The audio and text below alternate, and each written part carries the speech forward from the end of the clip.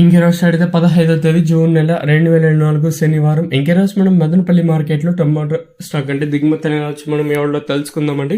అంటే దిగుమతి ఎంతో పోల్చుకుంటే తగ్గిందో లేదా పెరిగిందో వీటన్ని ఎవరిలో తెలుసుకుందామండి. మన ఛానల్ తరపున ఇంకా సబ్స్క్రైబ్ చేసుకోకుండా అలాగే ఏడో లైక్ చేయకుండా చూస్తుంటే వెంటనే లైక్ ప్లస్ సబ్స్క్రైబ్ చేసుకోండి. ఇంకా విషయానికి వస్తే తెలిసిన కదా మదనపల్లి మార్కెట్లో సుమారుగా 29, 31, 32, 33 ఇలా అయితే ఉన్నాయి. ఇంకా దిగుమతుల గురించి మాట్లాడుకోవాల్సి వస్తే మనం ముందుగా టీవీఎస్ మండి లైన్ మాట్లాడుకోవాలి. ఇక్కడ చూసుకున్నట్లయితే టీవీఎస్ మండి లైన్ లో దిగుమతి పెద్దగా మార్పు అయితే లేదు, ఇంచుమించు సేమ్ నానో షటిల్ టీవీఎస్ మండి లైన్ కి వచ్చింది. ఇక్కడ చూసుకున్నట్లయితే టీవీఎస్ మండికి అలాగే సిఎంఎస్, ఎంహెచ్, కేజీన్, ఐవి ఇలా కొన్ని మండీలకి దిగుమతులు పర్వాలేదు బాగానే వస్తున్నాయి.